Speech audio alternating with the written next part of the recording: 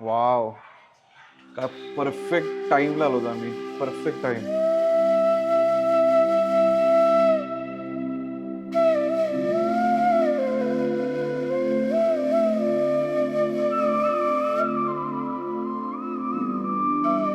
दादा आपलं नाव सांगा. अप्पासू सुभाष कुरनवाडे माझं नाव आहे.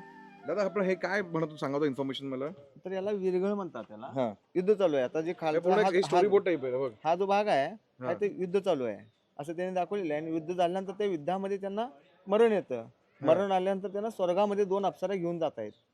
या बाजूला एक आहे त्या बाजूला एक, असे त्यांना स्वर्गात घेऊन जात आहेत. त्यांना वीरगती प्राप्त झालेली आहे आणि त्यानंतर त्या स्वर्गामध्ये त्यांची पूजा वगैरे झालेली असते. त्यांची जी पत्नी ती त्याचं पिंडदान करते. लाईट पण दाखवा इथं कुठे काय म्हणतात ते. इथे पिंडदान करते, त्यांची जी पत्नी आहे पिंडदान करते, असे याला विरगळ म्हणतात. त्या अच्छा. प्रत्येक अशा जुन्या मंदिराच्या आवारामध्ये आपल्याला प्रत्येक गावामध्ये शक्यतो भेटलं जातं कुठे मंदिर आहे तिकडे. अरे वा.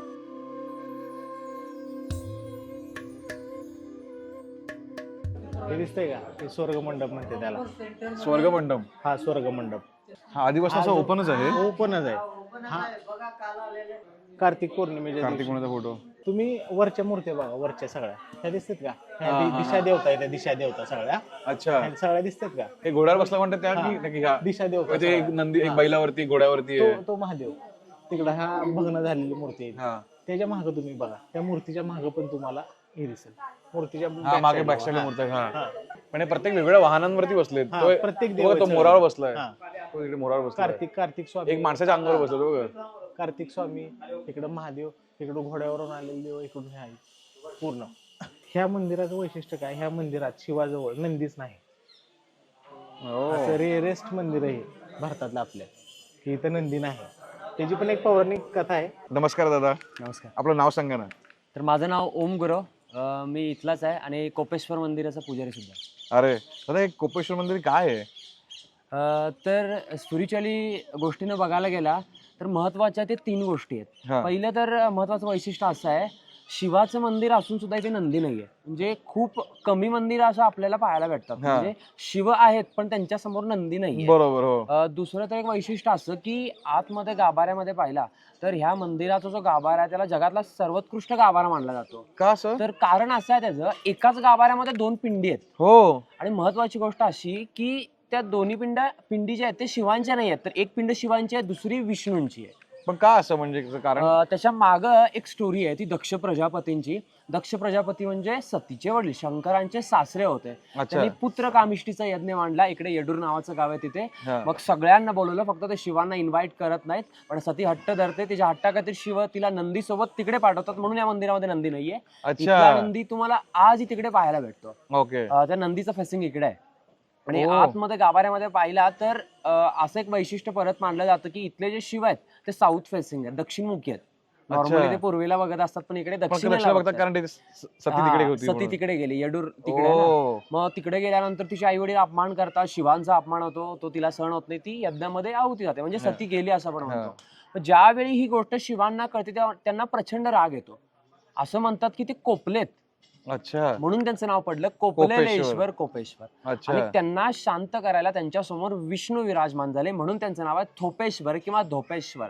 थोपवतो बघा आपण, अच्छा, थोपणे म्हणजे थोपवणं, शांत हा, करणं. शांत म्हणून करणं. कोपेश्वर आणि धोपेश्वर, शिव आणि विष्णू असं अच्छा. दोघांचं मिलन असलेलं हे मंदिर आहे. आपल्या पूर्ण दक्षिण भारतापासून उत्तर भारतापर्यंत सगळ्या मंदिरांची डिझाईन ह्या खाली कोरलेली हे बघ, आहे. एक प्रत्येक मंदिर. ह्याला, प्रत्येक खांबाला. अख्खं आणि दगडाचं हे मंदिर मंदिर आहे. पूर्ण इंटरलॉक सिस्टीमने तयार केले, मेल फिमेल. म्हणजे ह्याला चुना नाही, शिसा नाही, काय नाही. आपण नट बोल्ट Lock केलंय, हा. पूर्ण लॉकिंग सिस्टीमने ते मंदिर तयार झालेलं आहे. म्हणजे आणि हा आपलं वरचा जो डायमंड लेगो सारखं. पूर्ण पूर्ण पूर्ण वरचा जो डायमीटर आहे हा. तो 13 फुटाचा आहे व्यास. ह्याचा पण तितकाच व्यास आहे, म्हणजे हे बरोबर तिथे फिट होऊ शकतं. म्हणजे हेच वरती हा, गेलं तर हा, fit हा, होणार हा. ते. पण आणि मला सांगा, हे मी जे आर्किटेक्चर बघतोय सगळं, हे अतिशय उत्कृष्ट आर्किटेक्चरचं मंदिर आहे. ह्याचा काही संबंध, ह्याचा काय स्टोरी आहे, आर्किटेक्ट कोणी बांधलं, काय केलं. तर साधारण 7व्या शतकापासून यांचा संदर्भ मिळतो. चालुक्य डायनेस्टीज जी इकडे हा. होती, बदामीला मुख्य घराणं होतं चालुक्यांचं. त्या चालुक्याने या मंदिरावरती काम केलं. 11व्या शतकामध्ये शिलाहारांनी पण या मंदिरावरती काम केलं, बरंच काम केलं. ओके. असं म्हणू शकता की मंदिर शिलाहारांनी पूर्ण केलं. आणि साधारण 12व्या शतकामध्ये या मंदिराचा जीर्णोद्धार देवगिरीच्या यादवांनी केलेला आहे. अच्छा. त्यांचा शिलालेख वगैरे इकडे त्यांनी हो, तो लिहून बघितला, वाचला मी, तिकडे हा. लिहिलेलं त्यांनी. आणि बेसिकली मंदिर 3 टप्प्यांमध्ये उभे करतात, पण मंदिराचा युनिक फीचर, वैशिष्ट्य मानला जाणारा हा मागचा स्वर्ग मंडप, हो, हा जो अतिशय युनिक आहे. उत्कृष्ट आणि एकदम सुंदर बनवलेला आहे. स्वर्ग मंडप योगायोग असाच की कालच्याच रात्री म्हणजे त्रिपुरारी पौर्णिमेला, कार्तिक पौर्णिमेला या स्वर्ग मंडपाच्या मध्यभागी म्हणजे वरच्या साईडला गवाक्ष मोकळा म्हणजे खिडकी मोकळी आहे. हा, वर्षातून एकदा त्रिपुरारी पौर्णिमेला रात्री 12च्या दरम्यान चंद्र तिथे मध्यभागी येतो. मध्यभागी येतो. एक वैशिष्ट्य मानलं जातं. आणि मे महिन्याच्या पहिल्या आठवड्यामध्ये 5-6 मेला तिकडे सूर्य पण मध्ये येतो. आणि महत्वाची गोष्ट अशी आहे, वरचा जो गवाक्ष आहे हा. त्याच आकाराचा खालच्या साईडला एक दगड त्यांनी जो ठेवलेला आहे, खाली ज्याला आहे तो, आपण हा. रंगशिळा म्हणतो. हा. वरून येणारा चंद्राचा किंवा सूर्याचा प्रकाश आहे तो इतरत्र न पडता तो फक्त त्या गोलावरती, त्या गोल दगडावरतीच पडतो. हो, त्याची एक परफेक्ट लाईन वैशिष्ट्य तेवढीच मानलं. पडते. हा, राईट. क्या बात आहे. परत तुम्हाला ऐकून माहित असेल की कोल्हापूरच्या महालक्ष्मी मंदिरामध्ये किरणोत्सव होतात. हा, हा, तिकडे संध्याकाळी होतात, पण इकडे सकाळी होतात. उगवत्या सूर्याची किरण इकडे आहेत, कारण मंदिर पूर्वाभिमुख आहे. हा. डिस्टन्स भरपूर आहे. हा जो इकडच्या साईडला तुम्हाला मंडप दिसतो, हा. तिथून डायरेक्ट गाभाऱ्यापर्यंत सूर्याची किरण जातात. एवढ्या हे पण लांब? पाहण्यासारखी पूर्ण सोन्याची चादर अंतरल्यासारखी. हे आत कधी होतं, कुठल्या मंदिरामध्ये. महिन्यात होतं? मे महिन्याच्या पहिल्या आठवड्यामध्ये 5, 6 आणि 7 अरे, मग आलं पाहिजे या टाइम टायमिंग मध्ये. सकाळी 6:30 वाजता वगैरे पडतो. मग नक्कीच यायला नक्की पाहिजे. नक्की नक्की येऊ शकतो. नमस्कार दादा, आवडतात ना video? Thank you thank you thank you so much. Thank you thank you. Yes, भाटुपा बरोबर.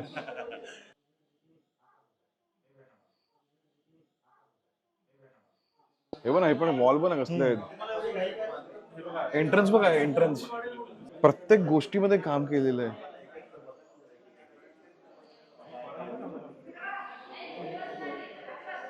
वाव, काय ब्रिलियंट काम आहे. काय लाईट फ्लो होते बघ प्रत्येक खांबामधनं.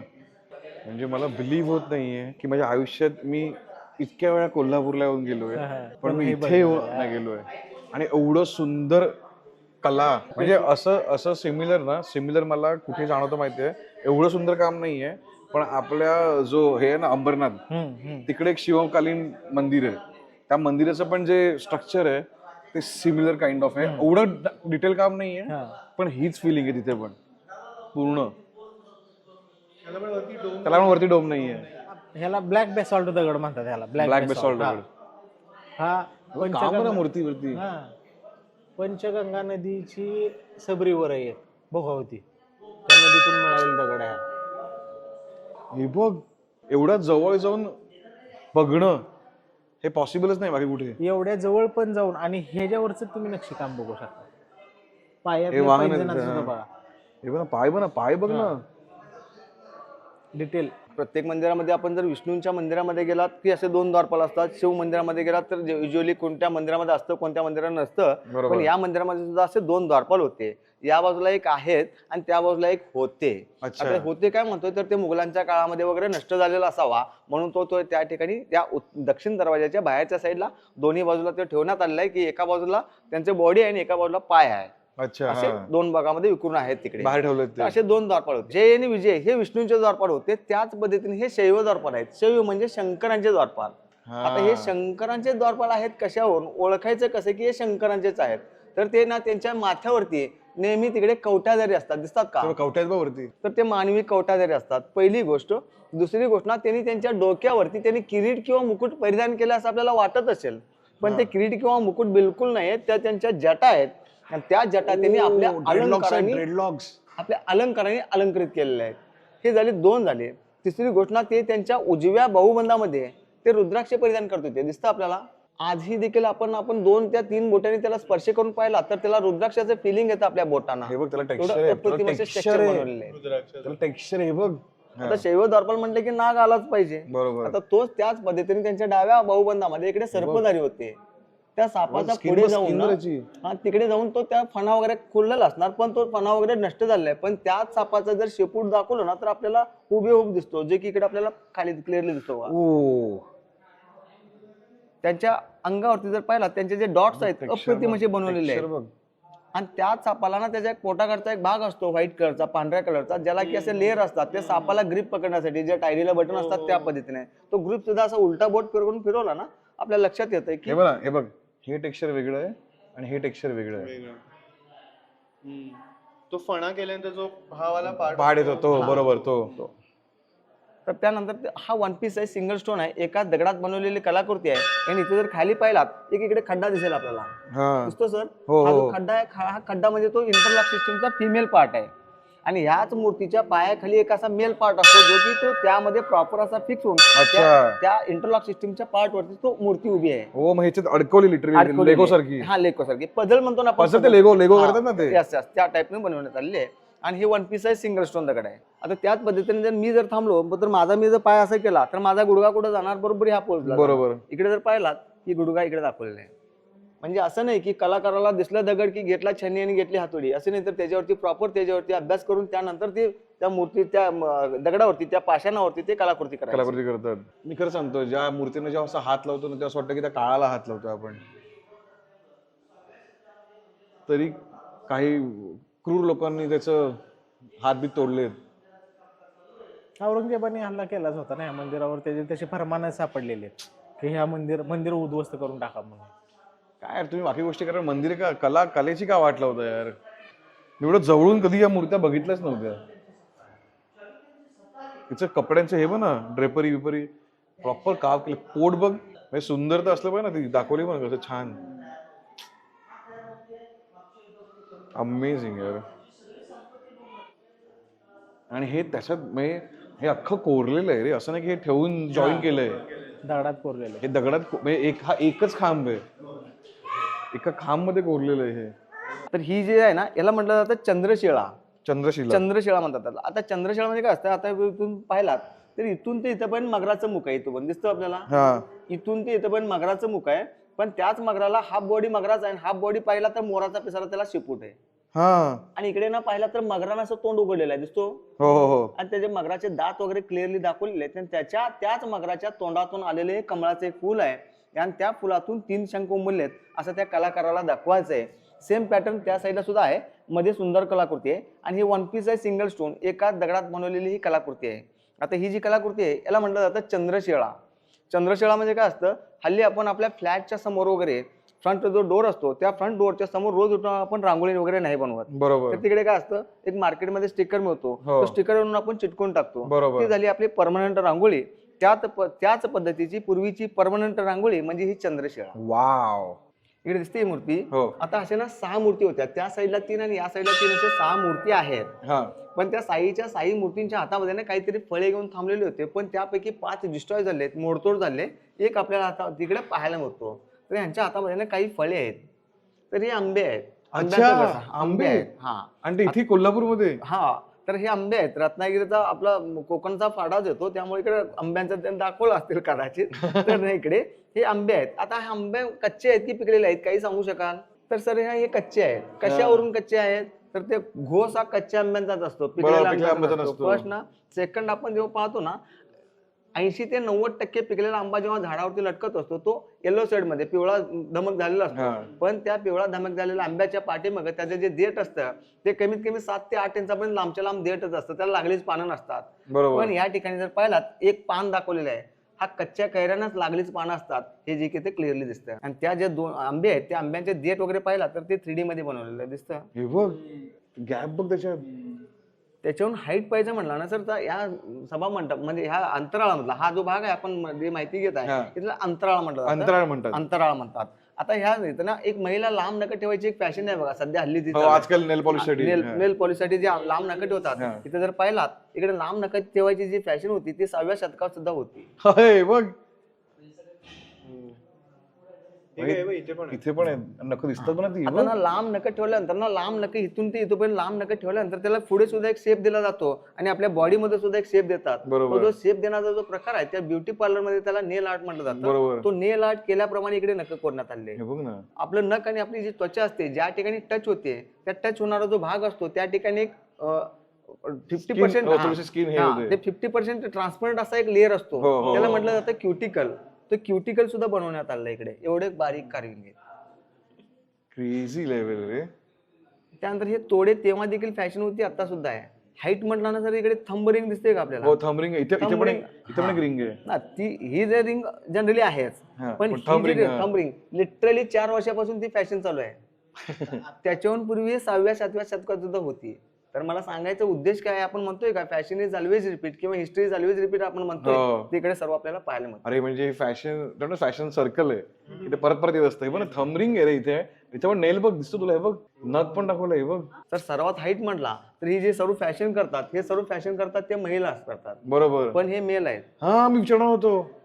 म्हणजे हे फॅशन पूर्वी मेल ही करायचे, आता आली का आता आपण कोणी नेल पॉलिश लावलं त्याला मुलं येड्यात काढतील, पण तेव्हा बघ तर आपण आता आली आहे लिटरली नवीन एका कानामध्ये बाली घातलेली आहे ती फॅशन. आता 4 वर्ष 2-3 वर्ष चालू झाले. त्याच्याहून पुढे एक आली बघा, एका कानामध्ये बुगडी घालायची फॅशन आली. हो हो हो. आता म्हणजे हळूहळू ते त्याचाच एक भाग आहे. पुन्हा येत चालले ते, ह्यांनी पण कानात घेतले मला, हे बघ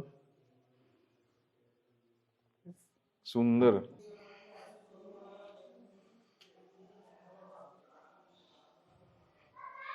हे 2 आहेत, कोपेश्वर आणि धोपेश्वर. आणि मी मंदिराच्या गाभाराच्या आतमध्ये फर्स्ट टाइम बघतो की एवढ्या मूर्त्या आहेत. आणि मी अजून एक गोष्ट बघितली, तुला माहिती काय म्हणजे इन्फॉर्मेशन असेल का माहिती नाही, पण गाभाराच्या आतमध्ये भरपूर साऱ्या मूर्त्या आहेत. मी कधी कुठल्या गाभाराच्या आतमध्ये वेगळ्या वेगळ्या मूर्त्या बघितल्या नाहीये, तर त्याचं काही आहे का काही? तर वैशिष्ट्यपूर्ण मानलं जातं, हा गाभाराच मुळात वेगळा आहे. शिवमंदिरामध्ये स्त्रियांच्या मूर्त्या मी तेच- नसतात, पण इथे मूर्त्या आहेत. ही तेच एक बघा आहे. अभ्यासाच्या दृष्टीनं खूप वेगळी गोष्ट आहे. त्याच्यामध्ये एकूण त्या 18 मूर्त्या आहेत, 15 त्यापैकी लतिका आहेत. आता लतिका काय असतं, त्यांच्या हातामध्ये फुलं फळं वगैरे किंवा पूजेचं साहित्य असू शकतं. आणि 3 जे आहेत ते यक्ष आहेत. यक्ष तुम्हाला माहिती असतील, ठराविक जागा दिलेली असते त्यांना, त्याचं ते रक्षण करणारे असतात. यक्षांचा राजा तुम्हाला माहिती असेल कुबेर जे आहेत, त्यांना धनाचं रक्षण करणारा देव म्हणतो. बरोबर. ते असे लतिका म्हणतात त्यांना, पण काय ते अजूनही त्याचं काही माहिती नाहीये. त्यांच्या हातामध्ये पर्स आहेत बघा, हे दिसतंय बघ. का? ती उभी पण कशी आहे, तिचं पायाचं स्टाईल पण अशी उभी आहे रे, एकदम पर्स घेऊन स्टाईल. म्हणजे असे फोटोग्राफीला उभे राहतात मॉडेल्स. आणि या ठिकाणी जर पाहिला तिकडे पाय बघा, पाय ठेवायची जी रचना आहे, काही महिलांच्या ना असे आपल्यासारखी कसं असा कर्व असतो काही ठिकाणी महिलांचे असे फ्लॅट असतो. माझा पण फ्लॅट आहे पाय. फ्लॅट, तो फ्लॅट पाय आहे. फ्लॅट लेग दाखवतो आणि त्या त्यावेळीपासून, flat म्हणजे 1000 वर्षापूर्वीपासून पण फ्लॅट लेग लोक होती. मला वाटलं मीच आहे फ्लॅट लेग. आणि इथं जर पाहिलात ह्या बोटाच्या पेक्षा ह्या बोटाचं लांबी जरा जास्त आहे. हो, अशा असणाऱ्या महिलांना काय म्हणतात आपल्याला आठवतं, तर ती डॉमिनेटिंग महिला असते. डॉमिनेटिंग बाई आहे, डॉमिनेटिंग वुमन. पण त्याने ते कसं दाखवलंय पण कॅरेक्टर पण त्या फिमेलचं.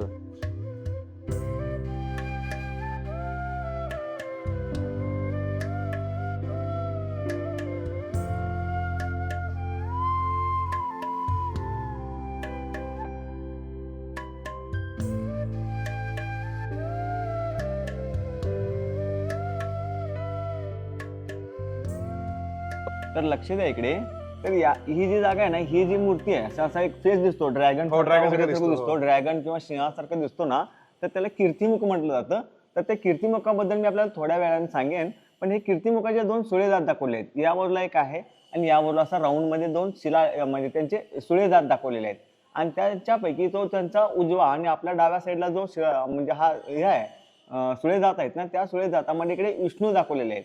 आणि त्या विष्णूंचं वाहन इकडे मनुष्यरूपी गरुड दाखवलेलं आहे, त्यांचं वाहन असतं. मनुष्यरूपी गरुड म्हणजे काय असतं, काही ठिकाणी फक्त गरुड दाखवतात, काही ठिकाणी मनुष्यरूपी गरुड दाखवतात. मनुष्यरूपी गरुड आणि गरुड फक्त यामध्ये फरक असतो, फक्त त्यांना पाठीमागे पंख असतात. माणूसच असतो, पाठीमागे पंख असतं आणि गरुडाप्रमाणे चोच दाखवलेलं असतं. अच्छा. त्यानंतर त्यांच्या बाजूला इकडे जे विष्णू बसलेले आहेत, त्या विष्णूंच्या ना उजव्या 2 हातापैकी एका हातामध्ये शंख आहे आणि दुसऱ्या हातामध्ये चक्र आहे. त्यांच्या डाव्या 2 हातापैकी एका हातामध्ये पद्म आहे आणि दुसऱ्या हातामध्ये मागे गदा आहे. आणि त्यानंतर ना त्यांच्या पायावरती बसलेल्या इकडे मांडीवरती बसलेल्या माता लक्ष्मी सुद्धा आहेत. कोण आहे? माता लक्ष्मी आहेत, त्यांच्या धर्मपत्नी आहेत. आणि त्या माता लक्ष्मीचा जर आपण पाहिला तर त्यांचा जो मूर्ती आहे, त्यांची मूर्ती फक्त इवलीचीच आहे, 2 इंच पण होईल जास्तीत जास्त. तर त्या माता लक्ष्मीच्या गळ्यातला मंगळसूत्र ही म्हणता तुम्ही ना, ही ना? हा, हो मॅम, हो सर. आता ही जी आहे ना माता लक्ष्मी आहे, त्या माता लक्ष्मीची मूर्ती 2 इंचाची आहे, पण त्या जर लक्ष देऊन पाहिलात त्यांच्या गळ्यातला मंगळसूत्र, कानातली कर्णफुले, अंबाड्याच्या आतमध्ये बारीक असा गजरा, त्यानंतर त्यांची हेअरस्टाईल, कान, नाक, आंख, डोळे सगळे काही क्लिअरली दिसतात. आणि त्याचे गाल देखील फुगीरमध्ये आहेत बघा, दिसतात का? त्याच्याहून डीप मध्ये पाहायचं म्हणलं तर त्या माता लक्ष्मीच्या आहेत ना, त्या माता लक्ष्मींचा आपल्याला हनुवटी सुद्धा दिसते. म्हणजे ते आपण हे म्हणतो ना, होटाच्या खालच्या बाजूची हनुवटी चिन्ह, ती चिन्ह सुद्धा दिसते. आता हे सर्व झाले एका बाजूनं. तर तुम्ही थोडंसं त्या बाजूने जर पाहिला तर त्यांचा उजवा डोळा, उजवं नाक, उजवं फुगीरगाल, त्या कान, side ने कानातली बाली सुद्धा दाखवलेली आहे. त्या साईडचं पण दाखवलंय. दिसतंय का? दिसतं तुला? हो हो हो दिसतंय दिसतंय. हा. आणि आता ही जी मूर्ती आहे ना ती 3D डायमेन्शन मध्ये मूर्ती बनवण्यात आलेली आहे. आता आपल्या 2 बोट जाणं तिकडे अशक्य आहे. बरोबर. तर त्या ठिकाणी अशी कलाकृती तेव्हाच्या काळामध्ये म्हणजे 7व्या, 6व्या, 7व्या शतकामध्ये अशी कलाकृती करणं हे अशक्यप्राय त्यांनी गोष्ट शक्य करून दाखवलेली आहे. आणि त्याच्याहून अजून डीप मध्ये पाहायचं म्हणलं ना तर एखादा पुरुष कितीही धष्टपुष्ट असेल त्यांच्या डाव्या मांडीवरती त्यांची अर्धांगिनी अर्थात त्यांची पत्नी बसल्यानंतर त्यांचा तो उजव्या गुडघ्यापेक्षा डावा गुडघा झुकलेला असतो. बरोबर. जो की तो ऑब्व्हियसली त्यांचा उजवा गुडघा झुकतो ना तर त्यांच्या उजव्या गुडघ्यापेक्षा डावा गुडघा झुकलेला दाखवलेला आहे. वाव. त्याच्याहून डीप मध्ये पाहायचं म्हणलं तर विष्णूंची छाती दिसते आपल्याला, हो. त्याच्यावरती जानव देखील दिसतं, त्यांचे डोळे, नाक आणि होठ क्लिअरली दिसतं. डोळ्यांच्या वरती त्यांच्या भुवया ज्या आहेत ना ते आपल्या एका केसाच्या जाडी एवढे त्यांच्या भुवया बनवलेल्या आहेत जे की क्लिअर दिसतं. आणि त्याच्याहून डीप मध्ये पाहायचं म्हटला एखादा माणूस जर का स्मितहास्य केला ना तर स्मितहास्य केल्यानंतर गाल आणि होठाच्या मध्ये एक रेष बनते. बरोबर. तिथे विष्णू महाराजांची रेष सुद्धा दिसते गाल आणि हो, होठाच्या दिसते, मधली. बघ, आणि त्यांच्या डाव्या गालावरती खळी सुद्धा दिसते. म्हणजे ते विष्णू स्मितहास्य करत आहेत हे कुणाला सांगायची गरज नाही. वाव. आणि इथे इथे हे पण आहे बघा, मोर आहे. इकडे इकडे जो आहे ना इकडे हा मोर फळे खातोय, इकडे हा, हे या फळं बाजूला खातोय. पोपट फळे खातोय, इकडे माकड देखील दाखवलेले आहेत. आणि जर लक्ष देऊन पाहिलं तर माकडाचा शेपूट बरोबर तो असा बाहेर आलेला आहे. हे बघ. दिसतो का? फ्रेमच्या बाहेर काढले त्यांनी. सुंदर दादा.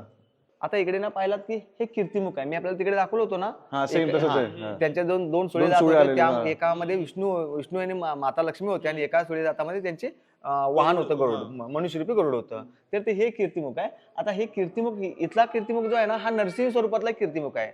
नरसिंह स्वरूप म्हणजे नरसिंह अवतार आपल्याला आठवतो का? हो, तर त्या हो. नरसिंह अवतारामधला हा कीर्तिमुख आहे. त्याचे बटबटलेले डोळे आहेत, फुगलेल्या नागपुडे आहेत, त्याचा जबडा वगैरे ओपन केलेला आहे. असा हा कीर्तिमुख आहे. ठीक आहे. आता हे कीर्तिमुखाचं मी आपल्याला सांगितलो जर 12 इंचाचा एक ब्लँक पेपर दिला आपल्याला आणि त्या ब्लँक पेपरवरती कोरा कागद आणि त्या कोऱ्या कागदावरती आपल्याला तो स्केच बनवायला सांगितला त्याचा, तर त्यानंतर जो 12 इंचामध्ये एक स्क्वेअर फुटामध्ये बनवला तेच स्केच रिपीट आता आपल्याला 1 इंचामध्ये बनवून दाखवायचं आहे. जशाच्या तसा रेशिओ मेंटेन करून काय होईल? वाट लागेल. वाट लागेल म्हणजे आपल्याला अशक्य आहे. अशक्य आहे. बरोबर. आता ती जी अशक्य गोष्ट आहे आपल्याला ते ब्लँक पेपरवरती जे जमत नाही त्यांनी इकडे बेसॉल्टवरती बनवलेलं दिसतं. हे बघ. बेसॉल्ट म्हणजे काय असतं? हे आपल्या भारतातला सर्वात कठीण दगडापैकी टॉपचा कठीण दगड आहे की जो हा व्हॉल्कॅनिक स्टोन सुद्धा म्हटलं हे बघ, हे जातं. बघ. दिसलं तुला? हे बघ. म्हणजे हेच आहे. हे हा, त्याचं आहे छोटस ना, रूप. छोटं डेमो आपण म्हणतो ना इकडे फक्त स्मॉल केस मध्ये बनवलाय तोच तिकडे वरती. वरती बनवलंय. त्यातला एक केसाच्या दोरे एवढा सुद्धा त्यामध्ये फरक नाहीये. MM तर फार लांबची गोष्ट आहे. एका केसाच्या जाडी एवढं पण म्हणतो मी.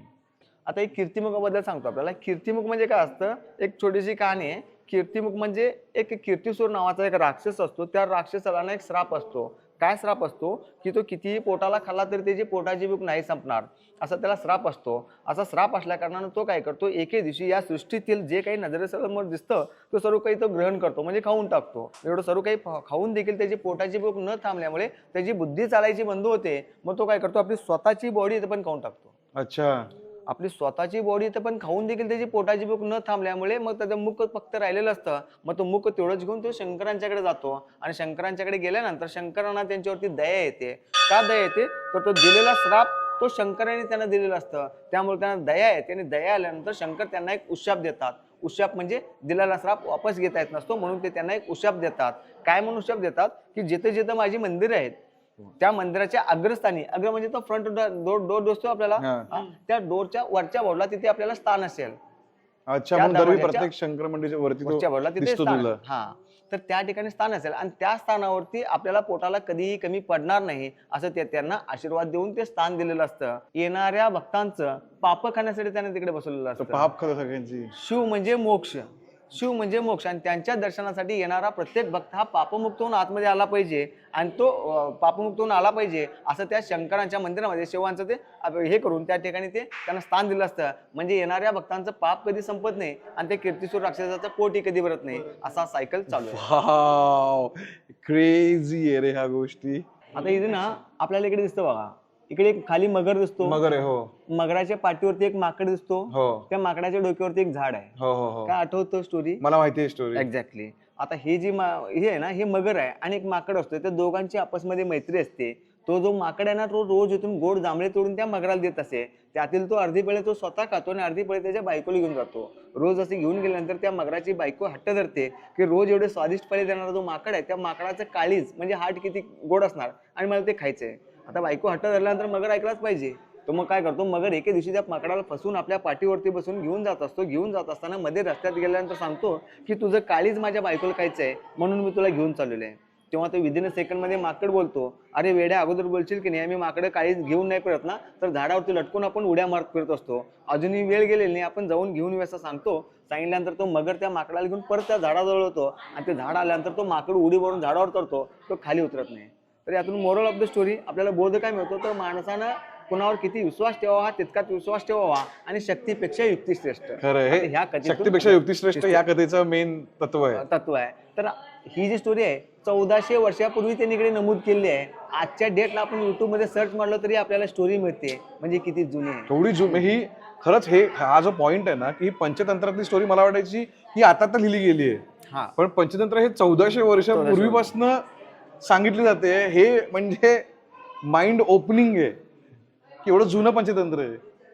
अशा आणखीन एक कथा आहे तिकडे आणि बाकीच्या या मंदिरामध्ये रामायण महाभारत त्याच्यातले काय काय पार्ट्स आहेत. रामायण वगैरे असे पार्ट्स आहेत. हो विष्णूंचे मंदिर विष्णूंचे आहेत. हा असे खूप सारे इकडे मूर्ती आहेत. तर त्याला आम्ही एक काम करणार आहोत, आम्ही यांचा नंबर आहे ना व्हिडिओच्या खाली देणार आहोत. जेव्हा कधी तुम्ही या मंदिरात याल त्या प्लीज सरांना बोलवा, यांचा वेळ घ्या, यांचं मानधन असेल ते प्लीज यांना द्या आणि यांच्याकडनं ही माहिती जाणून घ्या की ते किती माहिती लपलेलं आहे. नुसतं येऊन पाया पडून आपल्या काय म्हणतात ना की इन्स्टा स्टोरी टाकून निघू नका. इथे भरपूर गोष्टी आहेत ज्या बघण्याकडे आणि शिकण्यासारख्या आहेत. थँक्यू पुन्हा एकदा. Thank you sir. आतमध्ये तुम्ही दिसते 2 पिलरच्या आतमध्ये ज्या गॅप मध्ये ना तिथे पण मूर्ती आहे येस, आणि ती भग्न होऊ शकली नाही कारण तिथपर्यंत कोण पोहोचू शकलं पोहोचू नाही. शकलं नाही कोण तिथपर्यंत. पण कॉर्नरच्या आत केलंय काम. नाही, ते इंटरलॉक सिस्टीम असल्यामुळे त्यांना ते बरोबर कॉर्नर पीस मॅच करता आले ना. तिथं बरोबर ती मूर्ती तिथपर्यंत गेली. म्हणजे त्यांनी कुठलाच स्पेस असा मोकळा ठेवला नाही. हा. जिथला स्पेस मोकळा राहील तिथे त्यांनी ती कला केलेली आहे. मंदिराच्या पूर्ण बाह्य साईडला बाह्य अंगाला एकूण 92 हत्तींची एक सिरीज आहे ज्याला आपण गजथर किंवा गजपट्ट म्हणतो. हा.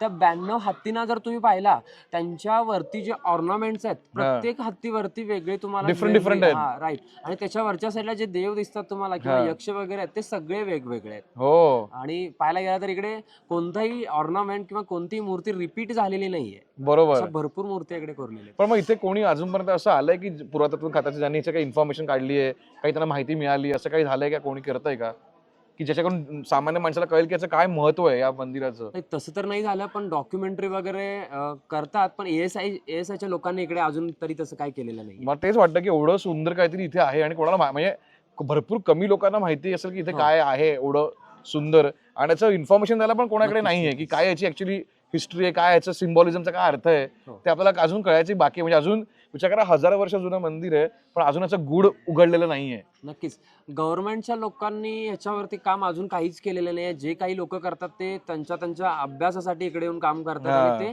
त्यांनी फेमस केलेलं आहे. सो गव्हर्नमेंटला रिक्वेस्ट आहे की त्यांनी अशा मंदिराचं नुसतं जीर्णोद्धार न करता त्याचा इतिहास बाहेर आला पाहिजे, त्याचा अभ्यास आला पाहिजे, तो कुठेतरी कोणीतरी केला पाहिजे आणि तो लोकांपर्यंत पोहोचला पाहिजे. माझी विनंती आहे. नक्कीच. थँक्यू दादा, तू मस्त गप्पा मारल्या आमच्याशी आणि एकदमच आम्हाला इन्फॉर्मेशन दिलीस आणि एनलाइट केलंस अख्ख्या मंदिराबद्दल. खरंच तुझे आभार. थँक्यू.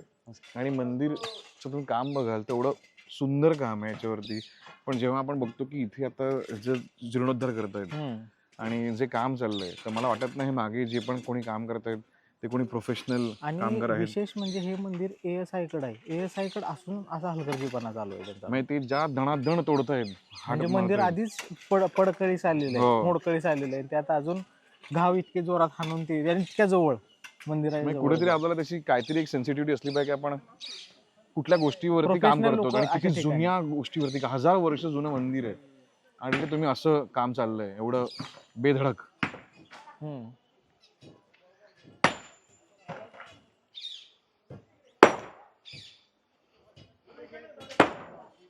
म्हणजे यादवांनी ते काम पूर्ण केलेलं शिलालेख आहे तो. वरती पण पिंडी आणि कोणतरी त्याला पिंडीला हे करते, काय सुंदर पूजा केलेलं आहे. चालू आहे ती. आणि हे तुम्हाला हा बैल दिसेल. बैल नाही तो ऍक्च्युली.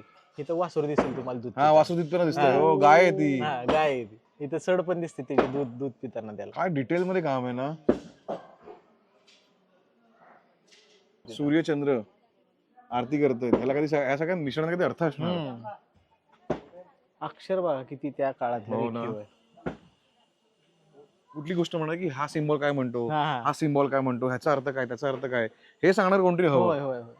की किंवा माहिती तरी माहिती लावायला पाहिजे, हा कारण ASI कडे इतक्या मोठ्या प्रमाणात मंदिर आहे म्हणल्यानंतर काय पण कुठेतरी problem नाही तसं. या सिम्बॉलिझमचा अर्थ काय आहे, जिकडे सूर्य आणि चंद्र दिसतो, जिथे गाय दिसते, त्याचा काहीतरी अर्थ असणार ना, हो, जे आपण 100% गेस करतो असणार. काय आहे.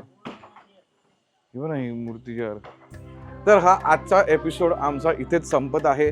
समजावून सांगतो मध्ये आम्ही हाच प्रयत्न करतो की तुम्हाला महाराष्ट्रातल्या अशा काही गोष्टी किंवा अशा गोष्टी तुम्हाला माहितीच नसतील तर सांगायचं, समजावून सांगण्याचा प्रयत्न समजावून करतोय.